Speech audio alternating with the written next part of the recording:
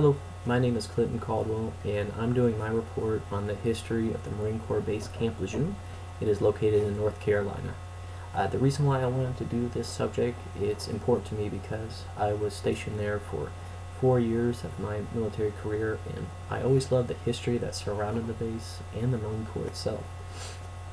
Now, in this report, I will discuss the importance of this military installation and what important events led to its creation.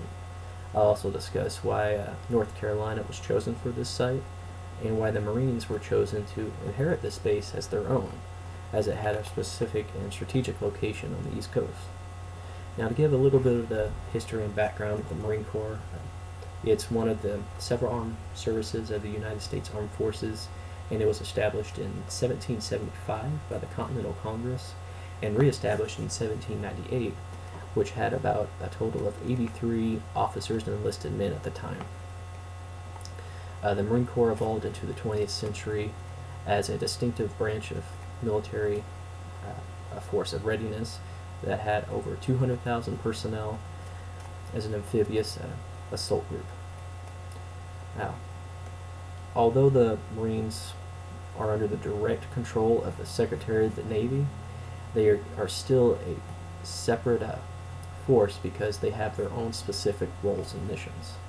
They do have their own Commodore of the Marine Corps, which is the title for their four-star general, but he still answers directly to the Secretary of the Navy. The Marine Corps is assigned missions of seizure and defense of advanced naval bases, as well as assisting in land operations that work along with naval campaigns.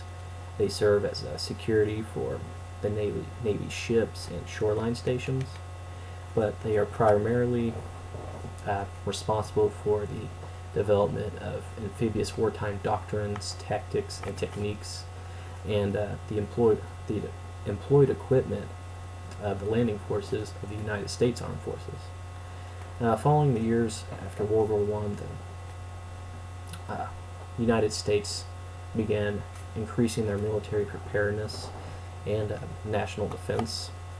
And the Marines' specific task at this time was to be security detachments for naval ships and have a little bit of an expeditionary duty with the Army in their land campaigns. Now, the Marines worked primarily with the U.S. Navy, and they were supposed to protect all the territorial possessions of the Atlantic, Pacific, and Caribbean regions of the world.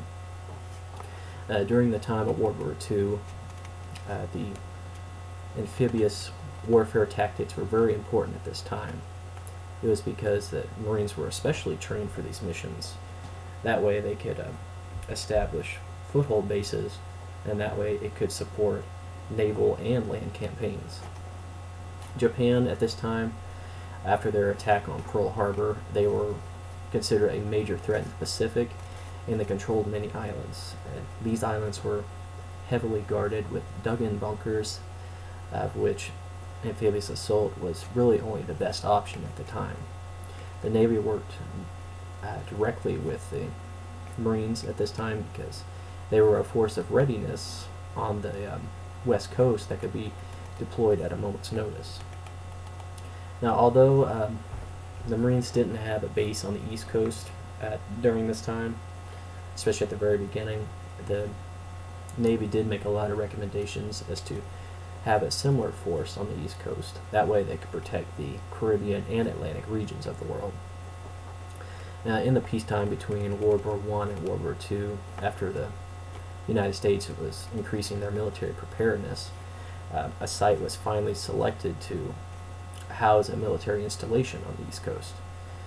In the summer of 1940, the Marine Corps Commandant, it was John Holcomb, he ordered pilot Major John C. McQueen to survey land going over the East Coast region, and a site was finally selected that could potentially defend the Atlantic and Gulf Coast regions from Virginia to Texas.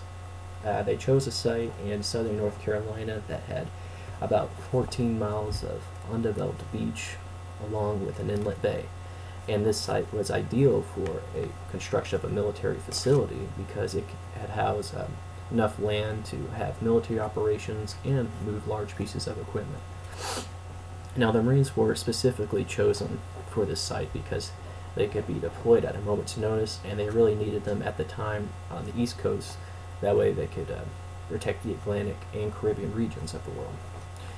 Construction it took about from April of 1941 to the very late of 1943, and it took about $10 million to build. It was built during the first part of World War II, which hurried up its pace at the time. But construction at first was really slow due to the thick pine forests and swampy areas with the hot and humid climates. A lot of the personnel working there complained about the harsh conditions, but ironically these conditions would help them in the jungle warfare in the Pacific Theater. In the end, it was one of the most modern military installations in the nation, and a lot of people were proud of it because it had a huge military training ground, as well as a brand new hospital and even a golf course. It was named after the Commandant General John H. Lejeune. He was a graduate of the U.S. Naval Academy, and he was actually Commandant from 1920 to 1929. Now, I've explained to you the importance of this base, explained to you why North Carolina was chosen for this site, and why the Marines were specifically chosen to inherit this base. Now, I hope that everybody out there who's listening can obtain this and soak it in as an awesome piece of history and make them proud of their nation even more, because without important decisions that were made like at this time, we might not even have the freedoms that we have today. Thank you.